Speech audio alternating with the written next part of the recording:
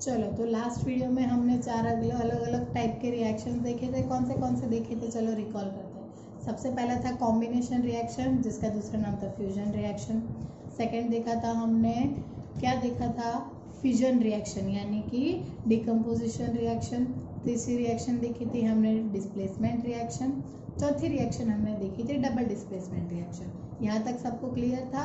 तो चलो आज के वीडियो में हम नई टाइप की रिएक्शन देखते हैं, एक्सोथर्मिक रिएक्शन। अब आप नाम से तो डर जाओगे कि अरे रे मैम ये क्या आप लेके आ गए एक्सोथर्मिक, नाम इतना खतरनाक है, तो कितना खतरनाक रिएक्शन होगा।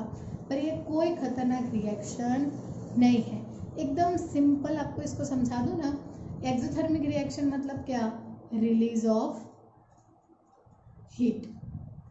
यानी कोई भी रिएक्शन है उसमें प्रोडक्ट में अगर रिएक्शन हो रही है और उसका टेम्परेचर बढ़ गया, अगर आप सबसे पहला वीडियो याद करो, उसमें मैंने आपको दिखाया था कि केमिकल रिएक्शन में कई तरह के चेंजेस होते हैं। उसमें एक चेंज था चेंज इन टेम्परेचर, तो वो आपको अब यहाँ पे काम आएगा। एक्सोथर्मिक मतलब क्या है, रिलीज ऑफ हीट। चलो इसको हम एक एग्जाम्पल से समझते हैं।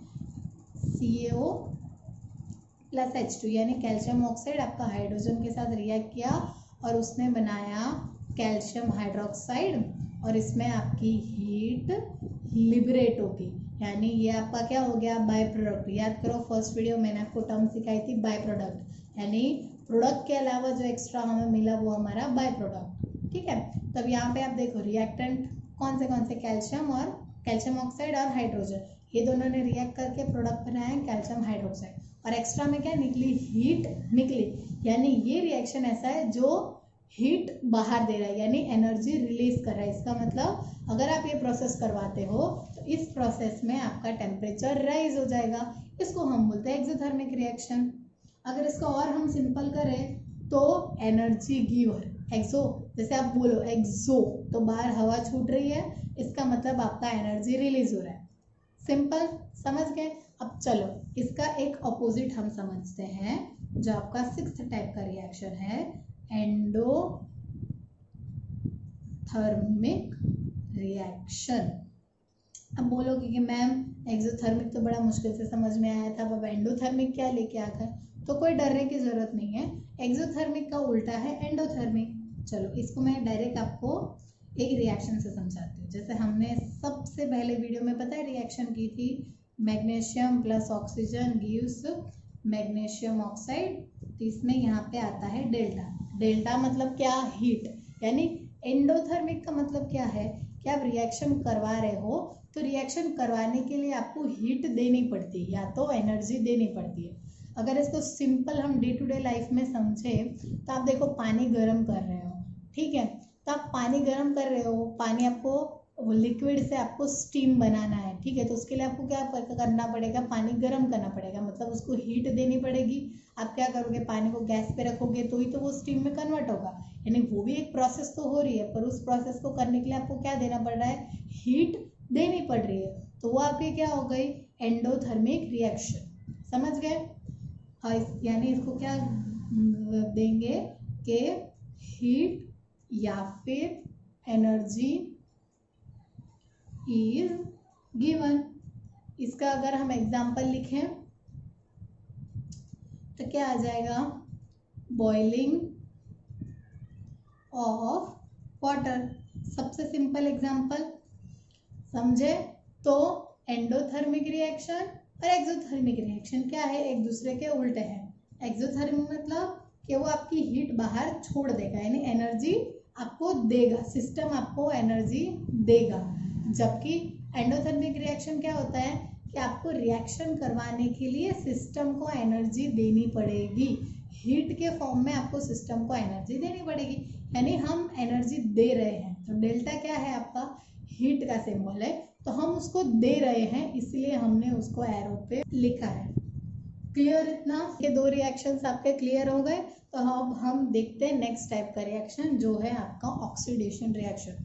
आप बोलोगे मैम आप तो हर बार नए नए भारी भारी वर्ड लेके आ जाते हो, पर कोई घबराने की जरूरत नहीं है, बहुत ही सिंपल है ये।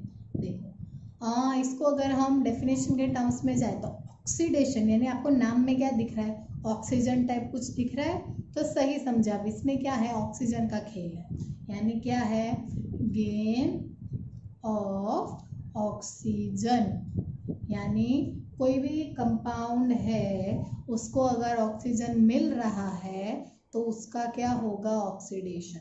हम समझते हैं इसको एग्जांपल से। जैसे कि मैंने लिखा कॉपर, उसको मैंने ऑक्सीजन के साथ रिएक्ट करवाया तो मुझे मिलेगा कॉपर ऑक्साइड। तो यहाँ पे आप देखो कॉपर तो बेचारा अकेला था, ऑक्सीजन बोला कि चल मैं तुम्हारी मदद करता हूँ, तो ऑक्सीजन ने उसके साथ रिएक्ट किया और क्या बनाया, कॉपर ऑक्साइड। यानी यहाँ पे कॉपर अकेला था और उसको ऑक्सीजन मिला, यानी कॉपर के साथ ऑक्सीजन ज्वाइन हुआ, तो इसको हम बोलेंगे ऑक्सीडेशन। समझ में आया? ऑक्सीडेशन मतलब सिंपल क्या कि कोई भी एलिमेंट है जो ऑक्सीजन के साथ कंबाइन होकर कंपाउंड बनाता है उसको हम बोलेंगे ऑक्सीडेशन। अब ऑक्सीडेशन हम दूसरी तरह भी समझ सकते हैं कि loss of hydrogen. Oxidation reaction दो तरह से होती है, एक तो गेन ऑफ ऑक्सीजन यानी ऑक्सीजन मिला, दूसरा आता है लॉस ऑफ हाइड्रोजन, यानी आपके पास कोई कंपाउंड है हाइड्रोजन वाला और उसमें से हाइड्रोजन निकल जाता है तो वो आपका क्या हो जाएगा, ऑक्सीडेशन। चलो इसको हम एक एग्जांपल से समझते हैं। लॉस ऑफ हाइड्रोजन का हम एग्जांपल देखें तो जैसे आपका हम सिंपल ले लेते हैं H2O, यानी आपका वाटर, वो उसका हमने रिएक्शन करवाया तो हमको मिला H2 प्लस हाफ O2। तो यहाँ पे आप देखो H2O है, उसका क्या हो गया, हाइड्रोजन उसमें से अलग हो गया, तो ये क्या हुआ, लॉस ऑफ हाइड्रोजन। तो इसका मतलब ये रिएक्शन हुई ऑक्सीडेशन रिएक्शन। सिंपल देखो, अगर आप हम इसको रिकॉल करते हैं वापस, ऑक्सीडेशन रिएक्शन आप दो तरीके से कंसिडर कर सकते हो, एक तो गेन ऑफ ऑक्सीजन यानी आपको ऑक्सीजन मिला, या तो फिर आप बोल सकते हो लॉस ऑफ हाइड्रोजन। यहाँ पे हाइड्रोजन से ऑक्सीजन अलग हुआ यानी इसका क्या हो गया, ऑक्सीडेशन। यानी या तो आप हाइड्रोजन को खुद के पास से भगा देते हो तो आपका ऑक्सीडेशन हुआ, या तो फिर आप अपने पास ऑक्सीजन को ले आते हो तो आपका ऑक्सीडेशन हुआ। चलो इसी से मिलता जुलता हम दूसरा टाइप का केमिकल रिएक्शन देखते हैं। 8th रिएक्शन हमारा रिडक्शन रिएक्शन। अब बोलोगे मैम ऑक्सीजन तो मान समझ में आया, अब आप रिडक्शन क्या लेके आए, तो बहुत सिंपल है, जो हमने ऊपर किया उसका हमें उल्टा करना है। तो रिडक्शन रिएक्शन मतलब क्या, गेन ऑफ हाइड्रोजन, यानी इसमें आपको क्या करना है, हाइड्रोजन को अपने पास ले आना है। या तो फिर दूसरी चीज जैसे हमने ऊपर देखा था, यहाँ पे हमारा आ जाएगा लॉस ऑफ ऑक्सीजन, यानी या तो आपका ऑक्सीजन छूट गया, जो आपने ऑक्सीडेशन रिएक्शन में ऑक्सीजन को पकड़ा था वो ऑक्सीजन अगर आपका यहाँ छूट गया तो आपका रिडक्शन हो गया, या तो फिर आपने हाइड्रोजन जो ऊपर छोड़ दिया था उस हाइड्रोजन को आपने वापस ले लिया तो आपका हो गया रिडक्शन रिएक्शन। चलो इसको हम एग्जाम्पल से समझते हैं। जैसे हमारा है CuO कॉपर ऑक्साइड, उसको H2 के साथ उसका रिएक्शन हुआ, हीट हमने दी तो हमें क्या मिला, कॉपर मिला प्लस H2O बन गया।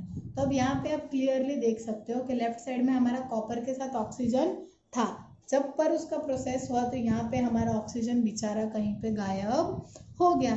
तो इसका मतलब क्या हुआ कि ऑक्सीजन हम मुश्किल से तो लेके आए थे, अब वो ऑक्सीजन हमको छोड़ के भाग गया, तो इसलिए कॉपर का क्या हो गया, रिडक्शन। समझ गए?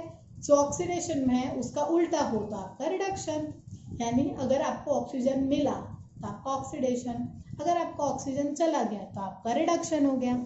उसी तरह से अगर आपको हाइड्रोजन मिला तो आपका रिडक्शन, और अगर आपका हाइड्रोजन चला गया तो आपका ऑक्सीडेशन। समझ गए? चलो अब एक नई चीज बताते हो, अब हम देखेंगे रेडॉक्स रिएक्शन। अब आप देखो रेडॉक्स है ना, दो वर्ड से बना हुआ है, एक तो आरी और ये डॉक्स। तो आरी का मतलब क्या होता है, रिडक्शन, और डॉक्स का मतलब क्या होता है, ऑक्सीडेशन। तो बोलोगे कि मैम थोड़ा थोड़ा हमें आइडिया लग रहा है, तो चलो आपको डाउट्स क्लियर करते हैं। आगे हमने समझा ऑक्सीडेशन रिएक्शन क्या होती है, रिडक्शन रिएक्शन क्या होती है। तो अगर आपकी एक ही रिएक्शन में ऑक्सीडेशन और रिडक्शन एक साथ हो रहा है तो उसको हम बोलेंगे रेडॉक्स रिएक्शन। चलो आपके डाउट्स क्लियर करते हैं, हम इसको एक एग्जाम्पल से समझते हैं। ऊपर वाला एग्जाम्पल लेते हैं, कॉपर ऑक्साइड हाइड्रोजन के साथ रिएक्ट किया और उसने बनाया कॉपर प्लस H2। तो आप बोलोगे मैम ये रिएक्शन तो आपने रिडक्शन के लिए यूज़ किया था, अब आप रेडॉक्स में कैसे लिख रहे हो? तो आपको समझाते हैं। देखो सबसे पहले हम बात करते हैं कॉपर की, ठीक है। तो कॉपर के साथ यहाँ ऑक्सीजन था, तो यहाँ पे उसको ऑक्सीजन छोड़ के चला गया, तो आप डेफिनेशन याद करो, ऑक्सीजन का रिमूव हो गया यानी लॉस ऑफ ऑक्सीजन हो गया, तो ये क्या हो गया? रिडक्शन। तो कॉपर का क्या हो रहा है? रिडक्शन, ठीक है। अब हाइड्रोजन पे नज़र मारो, तो यहाँ पे था हाइड्रोजन साहब अकेले, और यहाँ पे हाइड्रोजन को मिल गया ऑक्सीजन, तो उसने वाटर बना दिया। तो अब जरा आप डेफिनेशन याद करो, हाइड्रोजन को क्या मिला? ऑक्सीजन, यानी गेन ऑफ ऑक्सीजन। तो वो हमारी किसकी डेफिनेशन थी? ऑक्सीडेशन रिएक्शन की डेफिनेशन थी। यहाँ पे हाइड्रोजन का क्या हुआ? ऑक्सीडेशन। तो आप समझे, एक ही रिएक्शन में आपका एक एलिमेंट का रिडक्शन हो रहा है, जबकि वहीं पे दूसरे एलिमेंट का ऑक्सीडेशन हो रहा है, तो ये आपका क्या हो गया? Redox reaction. आप समझे, यानी एक ही रिएक्शन में जब आपका ऑक्सीडेशन भी हो रहा है, रिडक्शन भी हो रहा है, तो उस रिएक्शन को हम बोलेंगे रेडॉक्स रिएक्शन। चलो एक और एग्जांपल देते हैं, जैसे जिंक ऑक्साइड आपका कार्बन के साथ रिएक्ट हुआ, तो उसमें से जिंक हो गया अलग, और कार्बन ने ऑक्सीजन के साथ मिलकर कार्बन मोनोऑक्साइड बना दिया। तो अब थोड़ा सा दिमाग लगाओ, पहले जिंक की बारी, तो यहाँ पे जिंक के साथ ऑक्सीजन था, यहाँ ऑक्सीजन उसका साथ छोड़ के चला गया, तो इसका क्या हो गया? रिडक्शन हो गया, समझे। और अब यहाँ पे कार्बन भाई साहब अकेले थे, यहाँ कार्बन को साथ देने के लिए ऑक्सीजन आ गया, तो कार्बन ऑक्सीजन यानी कार्बन को ऑक्सीजन मिला, तो उसका क्या हो गया? ऑक्सीडेशन। समझ गए? तो ये था आपका ऑक्सीडेशन, रिडक्शन, और उन दोनों का कॉम्बिनेशन रेडॉक्स रिएक्शन। इतना समझ गए? तो अब हम जाते हैं इस चैप्टर के सबसे लास्ट टॉपिक, जो है कोरोजन। जो आपने नाम सुना होगा कि काट लग जाता है, उसको हम इंग्लिश में या फिर केमिकल लैंग्वेज में क्या बोलेंगे? कोरोजन। इसका मतलब क्या होता है कि आपकी मेटल सरफेस का चेंज आ जाता है, तो चेंज इन मेटल सरफेस। क्यों चेंज आता है? वैसे ही चलो मेटल को मन हुआ कि चलो हमें चेंज होना है, हमारी सरफेस को ऐसे मज़ा नहीं आ रही है खाली खाली, तो चेंज हो जाते हैं। तो ऐसे नहीं होता, सरफेस आपकी चेंज कब होती है?